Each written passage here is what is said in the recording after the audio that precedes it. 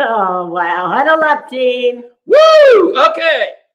In this video, we're going to show you how to improve your money mindset by increasing your mental toughness. It's like your brain flexing, right? Mental toughness is very important. Okay, so there's 5 key areas to work on when it comes to mental toughness. They are: 1, embracing the pressure. I like hugging. I like hugging too. All right. Hug the pressure. What is that? PDA, public display of affection. We're married. We have a license to do this. Okay. After embracing the pressure, number 2, practice for the emergencies. 3, paint a masterpiece, or if you're like Tara, you will draw one every morning. Number 4, trust your talent. And number 5, persevere. It's like Winston Churchill said during World War II. Remember that? Some famous speech. Something like this. It was like, never give up. Never, never, never, never give up. So we got to persevere. That is key for mental toughness and for you achieving greater financial success. All right. So your money mindset is what? It is a compilation of your beliefs, your attitude, and your thinking about money. Your mindset shapes your behaviors and your habits, whether they be good money habits or bad habits. They're coming from your money mindset. So to achieve greater financial success, we've got to improve our mindset. One of the ways we improve our mindset is to increase our mental toughness. So we are going to be looking at mental toughness in this great book. Yes. Greatness. Greatness. That's right. Greatness by sport and performance psychologist, Dr. David Cook. Man, we love him and we love this book. So we're going to take these sport and performance principles and apply them to our personal finances so that you can win the money game, right? That's what we want to do. Win the money game. Okay. So Dr. Cook has got 3 pillars of success in the book, and we've been covering them. This is just a quick recap before we get into today's content. But number 1, the first pillar was focus, and focus answers the question, where do you want to go? Number 2 pillar is passion, and passion answers the question, how bad do you want to get there? Now we've arrived at the 3rd pillar, which is mental toughness, and mental toughness answers the question, do you have the mental skills needed to handle all the adversity you're going to experience along the way? We want to build up and strengthen our mental toughness so we can handle it, because let's face it, adversity's coming, right? Okay. Mental toughness is the ability to reach our full potential in the face of adversity, stress, pressure, and setbacks. Mental toughness is a choice. We aren't born with it. It's not a natural gift or a function of my DNA. Mental toughness is a skill that is learned through making decisions and experiencing the outcomes as either a success or failure along the way. You have the will to choose, and that's called volition. Volition is a spectrum of 6 choices. You must pick from ranging from I won't, I can't, I'd like to, I'll try, I can, I will. So what is your volitional choice, your free will when it comes to your financial success? What are you going to choose? What words do you speak to yourself, right? What words do you speak to your spouse or your partner when it comes to financial success? Is it, I won't? Is it, I can't? Is it, I'd like to? Maybe you're in the place where a lot of people are, where it's like, well, I'll try. But it reminds me of the Star Wars movie. Remember Yoda says to Luke Skywalker, don't try. What, he doesn't say it like that, but it's do not try. It's do or not do, not try. You can't try. You got to do it or not do it. Sorry, all you Star Wars fans, but I was close. And then finally, the ultimate volitional choice. Oh no, there's one in between. I'll try. It's I can. Remember the little engine that could? I think I can. I think I can. Well, we're getting there, but that's not good enough. We got to have one more level of volitional choice, and this is the key one that you really got to embrace, and it's I will. I will is an absolute commitment to your mind and your spirit. You lay everything out on the line. I will get this done no matter what, come hell or high water, right? I will is the kind of commitment where you put all your eggs in one basket and then you watch that basket, right? I will is the kind of commitment where you show up on the beach and you say, burn the bridges. No, you show up on the beach and you say, burn the ships.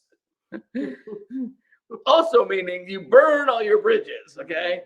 That's the kind of commitment we're talking about here. I will succeed. Total commitment. There is, nothing going to keep you from being successful. So I want you to say, I will win the money game. Make that choice. I will.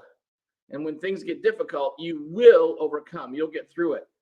I will provides the confidence and the resolve you need so you can perform at your best when it matters the most or when it's the most difficult. That's when you'll perform your best because you committed to I will.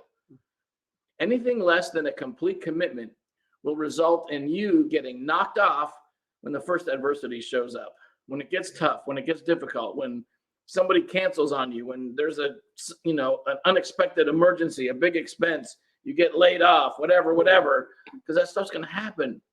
You can't get derailed. You can't get knocked off from your ultimate financial goal. I will help you persevere and get through. So we're going to reframe the financial stress and reframe the difficulties and the challenges, or reframe the difficulties and stress as mere challenges that you can overcome. We can reframe this. Okay? So mental toughness is a choice that comes from saying I will to 5 choices that you have. What are these 5 choices? Embrace the pressure, hug the pressure. Hug it. Practice for the emergencies, paint a masterpiece. Or draw a one. masterpiece. Trust your talent, persevere. Right. Never, never, never give up. Yeah, I love it. I love that so much.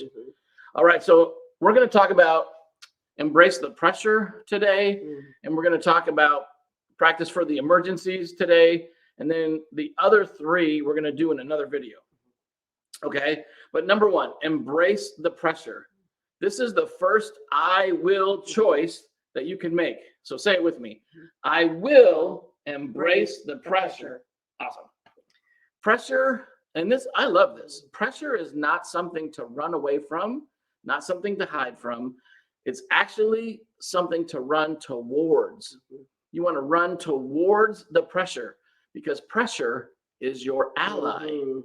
Used correctly, pressure will help you achieve your goals.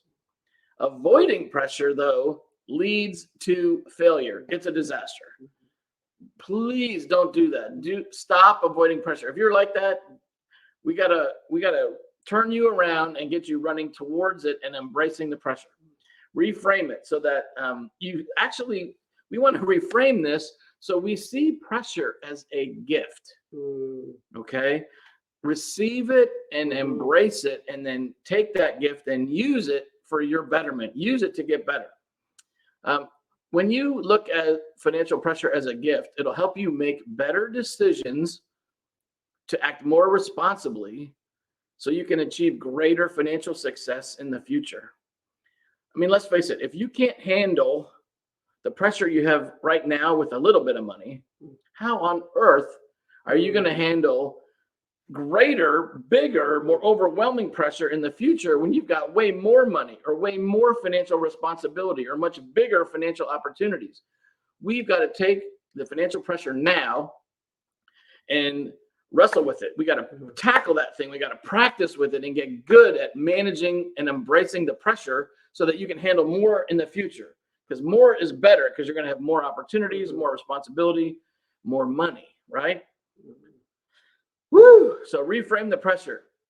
Remember, pressure is a gift. Embrace the pressure. If you respond well, it will make you great. And I love this quote. You want to? Yeah, love this. I like to put myself in a position where I feel like I'm choking my guts out so that I can see how good I can become. You see other people running from pressure. My whole purpose is to put my feet on the line each day and feel the heat, because where I intend to go is a place of fire. I love that. Mhm. Do you think like that? Mhm. Do you look at putting your feet on the fire to see how good you can be?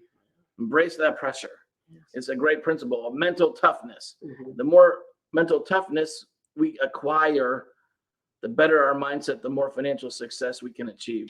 So here's an application when it comes to personal finance, all right? You need to embrace the pressure in multiple ways. Maybe you need to embrace the pressure of reducing your living expenses. Mm. Maybe you spend too darn much money, right? Embrace the pressure. Find ways to reduce your living expenses. Maybe you've already done that. And maybe now you need to embrace the pressure of finding ways to increase your income. How can you increase your cash flow? Embrace the pressure. Maybe you need to embrace the pressure of funding your peace of mind account, Mhm. slash what a lot of people call an emergency fund. Right. Embrace the pressure. Get 3 months, then get 6, then get 9, then get 12. Have your peace of mind account funded. Embrace the pressure. Maybe you need to embrace the pressure of getting all that freaking debt paid off, right? Credit cards, high interest rate credit cards, car loans, student loan. There's all kinds of debt. Maybe you need to embrace that pressure and get it paid off. The bad debt, get the bad debt paid off, all right? Embrace the pressure of peer pressure. Embrace the pressure of not keeping up with the Joneses. Stand on your own 2 feet. Right. Make good decisions for you and your family. Like if the neighbor gets a brand new SUV, that don't mean you got to go out and get one, okay? Seriously, embrace the pressure of resisting financial peer pressure. And embrace the pressure of making bad decisions when the stock market crashes and you lose half your retirement portfolio. Ugh. I have been there with clients. I understand what that's about. But that's a huge pressure, okay? Embrace the pressure and push yourself to find solutions and to your financial situation. Find, and deal with the needs and not your wants. Embrace the pressure so you can achieve greater financial success. All right, that's embrace the pressure. I think we handled that one pretty good. All right. Sure, yes. What's number 2? Practice for the emergencies. Prepare for the emergencies also. This means knowing what your response will be in advance. It means being prepared, like the Boy Scouts. Always be prepared. Right. Let's face it, we are all going to get surprised by various types of financial emergencies in life. And our job is to practice and prepare for them in advance, so we know what our options are and how we can handle them when they eventually and ultimately hit us. They're going to hit us. Right? For sure. Yeah. This is not a function of if a financial emergency is going to happen, but when it will happen. You're going to have unexpected and emergency financial situations in your life. They will happen. And if you are not prepared ahead of time, then the emergency becomes worse, more stressful, and much more expensive to resolve. Right. Part of preparing is looking back and seeing where you gave away a piece of your performance or potential. Perhaps you'll identify impulse shopping. I can. Retail therapy. Where you buy something just because it's on sale, but you don't really need it. That's right. Recognize the environments or situations where you are vulnerable. I have been vulnerable, and decide in advance how I can handle it better the next time. That's good. Now, another part of preparing for the emergencies is to look forward, look into the future, and consider the possible emergencies or misfortunes that could beset or happen to you, right? If you have a car or you own a home, there could be expensive car repairs. There could be expensive home repairs or maintenance that you're not expecting. Or tragically, there could be significant medical emergency or healthcare expenses that you were not planning for. Think about a financial emergency like that in one of those areas, right? Imagine the bill is $1,500 to, a tree falls on your house and goes through your roof. And I don't know why I just came up with that, but imagine you've got a $1,000 deductible on your homeowner's insurance policy. You've got to come up with that to get the roof fixed. I mean, you can't not fix your roof, right? Or what about if you have a car repair and your car is vital? You need the car to get to work every day to make money. And it's bad and it's $1,500. I read somewhere that that's actually the average emergency expense now is $1,400. So imagine yours is $1,500. How are you going to pay for that? Did you know some of the research coming out shows that 2/3 of Americans don't have $400 of cash on hand to handle an emergency? It's tragic. Tragic. So if you don't have $400 to handle an emergency and you got a $1,500 car repair bill so you can keep going to work and making money, how are you going to handle that emergency? That's why we got to prepare for the emergencies. We got to practice for the emergencies, okay? 66% of Americans don't have $400. 64% of Americans now are living paycheck to paycheck. We got to change this. We got to change stuff up and start preparing for the emergencies. So practicing for the emergencies or emergency training is actually getting yourself prepared. Now, this has additional benefits because it actually will free your mind up, reduce your stress, free your mind up so you can be more productive, more creative, get more work done, and make more money. And that will just help you achieve your financial success faster, right? Now, in the book, Dr. Cook mentioned this. I think it's fascinating. There was some groundbreaking brain research done by a couple of scientists at Stanford University, I believe. And they were researching to determine what is the brain wired for? What's the brain's primary function? And here's what they found out. I love this. Number one thing they found out was the brain is not wired for perfection. Not wired for perfection. The second thing they found out was that the brain is wired for adapting. So it's amazing. Our society, our culture, we are conditioned and we spend so much effort trying to be perfect. Practice makes perfect. Your brain's not even wired for that. We're putting all this effort and energy and money and time into perfection, but it's not even an attainable goal. You can't achieve perfection. But putting all this effort and time and energy and money into trying to be perfect robs you and prevents us all from being great adapters. And being a great adapter is what your brain was wired to do, what it was created to do. So we got to practice adapting. We need to learn from this and apply it to preparing for financial emergencies. So people will spend hours and hours planning for how to spend their money. They'll work on their budgets, or they'll spend hours and hours figuring out their retirement investment accounts and their program. But when the first unexpected expense comes along, emergency financial, expense or repair, or let's say the stock market crashes and you lose half of your retirement account, people totally fall apart, right? We can't do that. We got to stop with the perfection and we got to get back to adapting. Well, so how will you adapt to a financial situation where you lose your job? Been there, done that. How will you adapt? How will you adapt if you get sick and you can't go to work and earn income anymore? How will you adapt if the market does crash and you lose half of your retirement account? How will you adapt if your entire nest egg gets spent down because your spouse has to go into a long-term care facility?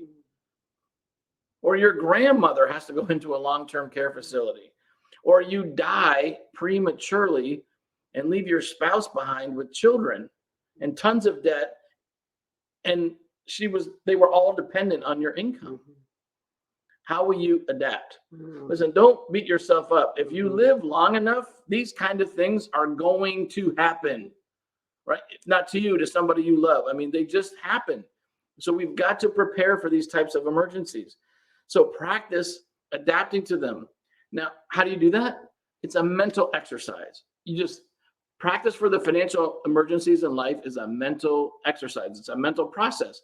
Run through the scenario in your mind and work through the numbers on a piece of paper. Like, let's just run through those numbers. What's it going to look like if, and describe the scenario, happens and you lose half of your income?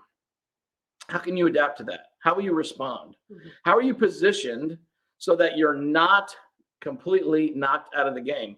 One of the big things about financial success is just survival. Man, you just have to be able to make it. You got to position things so that you can survive. We need margin in our financial lives so that there's a buffer, so there's a cushion, so that you can survive the unexpected emergencies. There's obviously, if 66% of people don't have $400 to handle an emergency, they are not planning. They're not preparing for an emergency, right? This is disaster. You've got to be able to survive the unexpected so you don't go broke, so you don't get knocked out of the money game. So you're not devastated. You're not ruined. We got to plan ahead.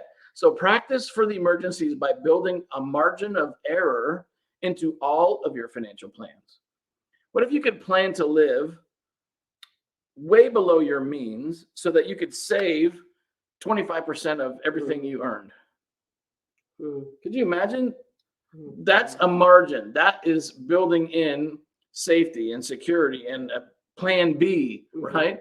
What if your plan was that as you could actually increase your means, right? You got reasonable on your spending, but now you focus on increasing your means so you can make more money. You could have an additional income source, because if you only have one job, you're at risk because one is way too close to zero, right? And if you lose your job, you lose your one income source, man, emergency, financial emergency, right? So we got to plan for this kind of stuff. What about for retirement planning? One of the ways to plan for the emergencies would be to invest a little bit more money than what you need to actually achieve your goal. Because what if over the next 20, 30, 40 years, you only average a 6% rate of return on your retirement portfolio?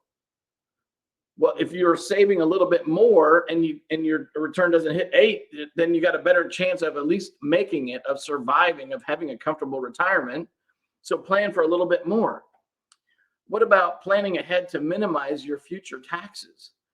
You know, this is a really big deal, and most people are not aware of this, but the highest marginal income tax rate in the United States was right after World War II. It was 94%. Could you imagine? The way things are looking, the way we're tracking, the way, our economy and our debt and everything is heading, there's a lot of really smart people that are expecting and anticipating income tax rates to double. What if that happens to you in retirement? You think you're okay with your plan, but what if income tax rates actually freaking double? Are you going to be all right? We got to plan for this. Plan now. There's things you can do right now to plan for that potential emergency. It's just moving money around. So we got to plan for it. And this is not unrealistic. If you look back at the top marginal income tax rates in this country throughout the 50s, 60s, 70s, they were all well above 70% top marginal income tax bracket. So we're not talking craziness. Like, we've already lived through it. We are right now historically in one of the lowest income tax rate environments that we've ever experienced. But it's already scheduled, and it's going to go up in 2026. It's already happening. The change is already cooked in the books. Government has to do nothing, and your rates are going up. So we got to prepare for that potential, that risk of much higher income tax rates. And that's kind of an issue for me. So let's move on. All right. How can you anticipate and practice for these emergencies now? Well, don't take on too much fixed living expenses. Minimize your living costs. Minimize and eliminate bad debt. All of these things give you choices and more options and flexibility and margin when stuff happens. Do build up your cash reserve. Build up that peace of mind account. Woo! Money is a team sport. Okay. Remember, you got to run offense. You got to run defense. You got to have special teams. Okay. You need all of this to win the money game. Now, you're not going to be perfect when it comes to managing your money. Perfection is not attainable. So let's be practicing adapting, right? How can we adapt so that we can survive? This is critically important. Leave that margin of error, leave breathing room by increasing your savings rate. You are not in control of all the financial variables that are going to affect your life. You are not, and you never will be. So let's come to terms with this right now and plan accordingly for those emergencies and do everything in your power, everything in your control to manage what you can control right now. Practicing for the emergencies changes the game, all right? And it'll free you up so you can enjoy and live your best life right now. So what do we got coming up next week? Drawing our masterpiece, painting our masterpiece. Love it. Trusting our talent. Love it. And persevering. And persevering. Yeah. It's good. I love you, honey. I love you. Good job. All right. That's awesome. Guys, if you like this, please give us a thumbs up. Like it. We'd love to hear from you. Give us a comment down below. Share this. Help other people that could use a checkup from the neck up. As Zig Ziglar used to say, we got to work on our mindset. We got to build our mental toughness. Oh, right? It's like muscles. We got to pump them up. We got to exercise. We can do this.